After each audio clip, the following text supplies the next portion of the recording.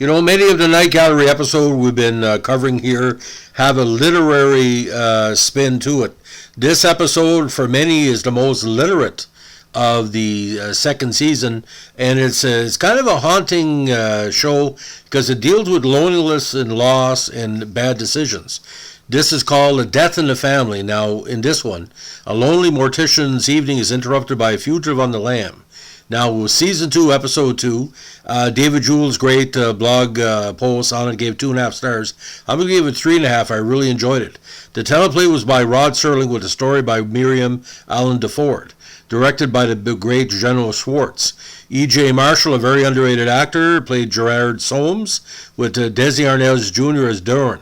Noam Pitlick as the hearse driver, James B. Sicking, who had several bit parts in Twilight Zone in first and second season, as the state trooper, John Williams Evans as the second trooper, Bill Elliott as the third trooper, and Bud Walls as the grave digger.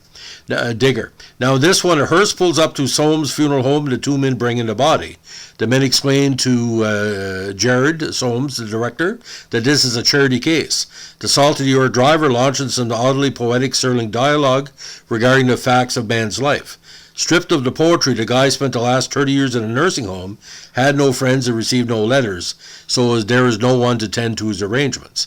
Now Soames wants more formality, more honor for the man, at least a headstone. His surprise at this situation is odd, given how many years he must have been at his job, had he not encountered a pauper's burial before. Speaking to the cadaver, you lived 81 years, you deserve more than a $100 funeral, you deserve more. You deserve much more, you deserve eternity. Soames muses aloud, and Marshall delivers a fine performance in the story, full of empathy and feeling. When the casket is eventually buried, the gravedigger observes, sure as light. Soames replied that he was old, body wasted away. But we find out later on, while driving, Soames is stopped by police who warn him of an escaped criminal on the loose. Now back in the funeral home, we get an interesting shot from a hallway of a room's door partially open. We can hear Soames singing, for he's a jolly good fellow. He then comes out of the room, looks back, and says, be back soon. Suddenly, a window is smashed, and a young man, Dorian, played by Desi's son, Desi Arnaz Jr., enters. He, too, overheard the singing and asks Soames, who's a jolly good fellow. Soames doesn't answer, and Doran opens the jar door and finds a stiff sitting in a chair. Doran is the escapee the police warned Soames about. He is bleeding from a gunshot wound, and Soames lets him rest on the sofa. They get to talking and found out they both have in common the lack of family during their childhoods. The incidental music here is lighthearted and doesn't suit the mood of the scene. Now when Doran awakes from sleep and again he hears Soames singing, for he's a jolly good fellow, in the distance, he gets up to investigate and finds Soames in the basement. He opens the door to the room and he's in, and we see a family of corpses, all dressed and seated around a dinner table. Now, on first viewing, this seems to be kind of macabre, but it's very, very sad because once we find out why he's doing this, it becomes very touching. Soames introduces them. There's a wife, 2 girls, a mother, a brother, and a father, just arrived tonight. It's a creepy scene to many, but again, it fits the plot. Obviously, living actors are used here, as still as they try to be. Some movement can be detected, but it doesn't take away from the scene. There's a knock at the door, and Soames tells Doran he'll get rid of them. Doran starts to leave with Soames, but Soames tells him to go back to the family. You belong here. Soames is freaked out by this, and again, we get some inappropriately cutesy music. The police are there, and they come downstairs after you hear shots and find a room. Soames refers to Doran, who now also appears to be dead, as his son. Soames then takes a sip from the glass of wine and collapses of an impaired chest wound, the scene completed in front of this disbelieving police. Now, according to my research, the episode was a little bit different in syndication with kind of different shots and ending because of the expanded that's needed. Now, this is part of the big class of 99 episodes, so a lot of people viewed it. On first viewing, I really didn't get it, but second or third, because not to sound weird, morticians in my region of New Brunswick are very important. They're part of the community. They're part of our lives. We have to talk about end of life long before life is ended. So the E.J. Marshall, the actor E.J. Marshall, again, a tremendous thespian, and he gives gravitas to his character. And don't forget, when he played the president in Superman, A lot of people remembered him more from Night Gallery than Superman. And when he did showed up, some media said, where have you been the last few years? And he was also in Creepshow as well.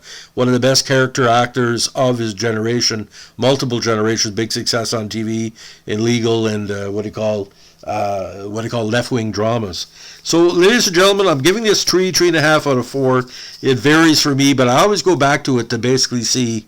He tried to make a start on Desi Arnaz Jr. because there was a lot of parts he was playing.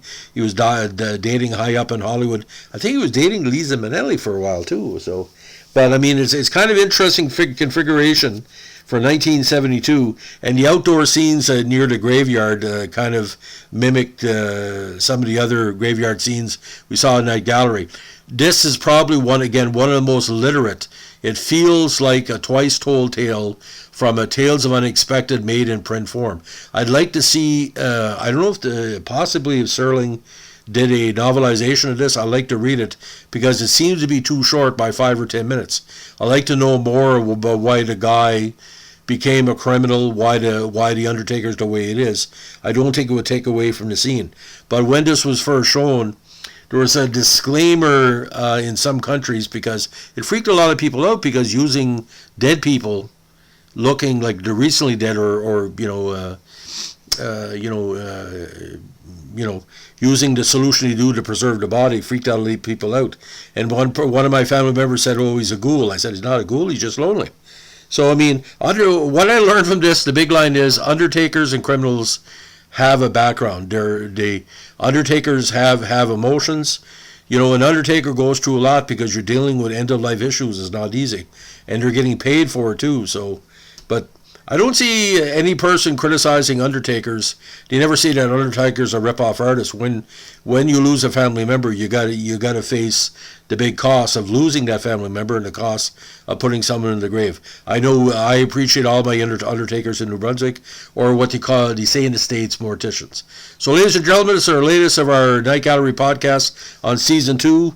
The earlier part of Season 2 was quite strong, and that's where it has come from. If you like what we're doing here, give us a like, comment, or subscribe. And don't forget to share, and don't forget, requests are always appreciated and always highly considered. Thanks for listening. Happy Remembrance Day. Shake a hand of a veteran tomorrow. They saved us. Thanks for listening. Bye.